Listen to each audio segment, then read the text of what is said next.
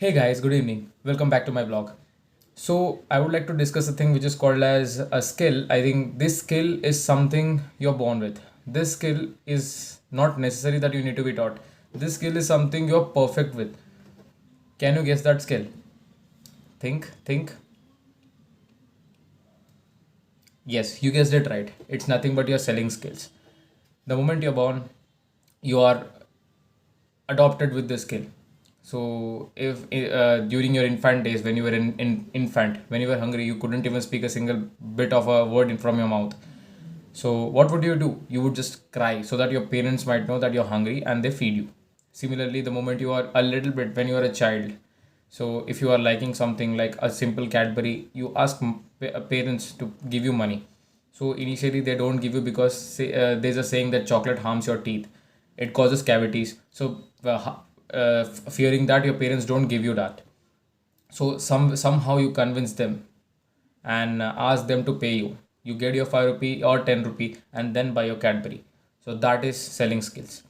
So when as a professional, selling skill is something which every domain has to be doing it. It's not necessary that people belonging from HR, people doing from finance, people belonging from product management or any damn domain that they have to do sellings.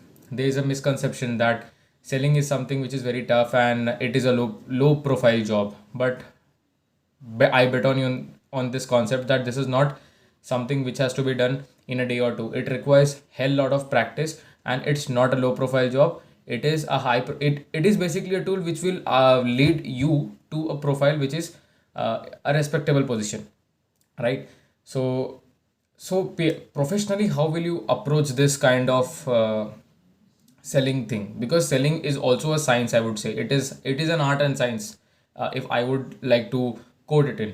So art is something like it does not have a proper structure that how it has to be carried out. It is simply, it will be like if you are an a provider of a service, you will sell your service. If you have a product, you will sell your product. If you are a skilled labor and you want to sell your skill, then you are also selling your skill. So how will you do it? The artistic approach will be something different, but if you take the scientific approach or a basic practical approach, it also has to carry out a certain process. So the process, here it goes. So the first step is basically prospecting. Prospecting is nothing but initially when what kind of, it depends on the products or services or the skill or any damn aspect you want to sell it. So what kind of people are in search of your service or product? It depends on various factors. So if those factors are chalked it down, then the prospecting becomes easy. So prospecting is a process where you find out the potential customers or potential buyer of a particular product. After you're done with prospecting and identifying what kind of people are in need of your product, the second thing is you have to get to them, come into contact with them. So before getting into contact with them, it's necessary that you take few steps, which is considered to be called as a preparation stage or pre-approach stage.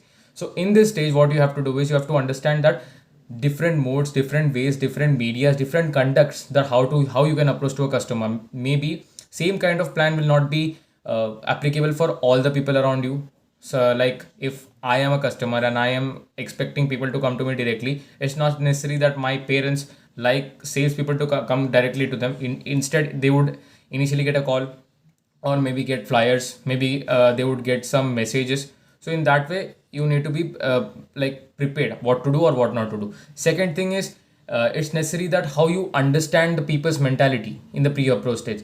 Maybe that if they belong to a section where they have no idea about the product or services or offering, so you can just inform them, okay. But in the second stage, if the customer is quite informed or aware about the product, then he might require a proper approach. Like what if during the approach stage, if they ask you a hell lot of questions regarding the product which you might not be also familiar with, it will be a problem. Like it reduces the chances of closing or sales, right? Once you're done with the prep stage, the important steps come, that you are directly coming into contact with the person. It's beneficial, or it would say it would have an extra advantage if you come directly physical contact with a prospective or the customer, like the would be customer. But because you can, again, now here you can blame the pandemic situation where people are not eager to talk to sales people, or they are not eager to come into physical contact with people because of their safety issues. It's necessary that how you use technology to come into contact with those people and successfully sell something. So in this step, you need to approach these kind of people, and the action plan has to be very well equipped. Like, what kind of media you're using. If you're using a mobile phone, what is the success rate, what are the conversions rate, what are the CTR, you can say, click to ratio sales. So that there are certain technical terms. It's not necessary that you know right now, but overall, that how you are approaching a customer.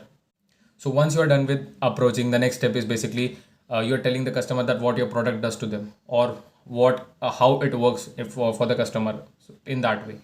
So this is a very familiar step you're also familiar with. But if your like, sometimes what happens is your presentation is not up to the mark, and he's not able that presentation is not able to convince the customer to make the sales. So at that moment, two important terms or two important techniques come into contact, that is upselling and cross selling. So upselling is basically you are offering the only benefits. So based on the benefits you're offering, the customer is getting attracted to you or your product. And the second thing is cross selling, where you offer additional products, so that based attracting to the quantity offered by the seller to the buyer, yeah, the chances of conversion increases in that way. So once you uh, so so once you guys are prepared, or once you guys have done with the presentation, you have told what your product does to your customer. The next thing is you have to handle the objections coming from there. Previously, I've also told that there are two sections of people who are aware of the product, who are not at all aware of the product. But due to the vast information sources available in in the world right now, so it's possible that the customer is far more well versed of the product than you.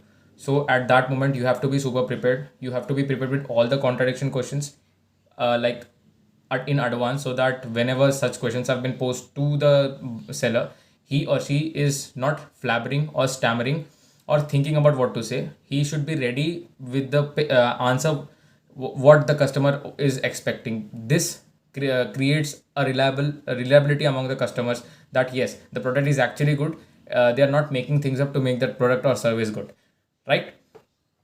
Once the customer is completely done, he is like having a positive approach. The next step is closing. Closing is basically the conversion of a prospective buyer to a customer.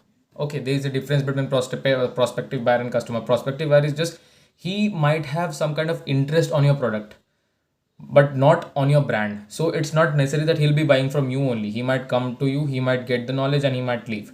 The important step is you have to convert that customer into the end customer. So whatever the protocols or process have to be carried out by the sellers, they have to be do it with 100% precision. And the objections from the people or the customers have to be resolved at the very next moment. It's not that he's posing your question in yours, and the seller is saying that I'll talk to the superiors and get back to you. That should not be done.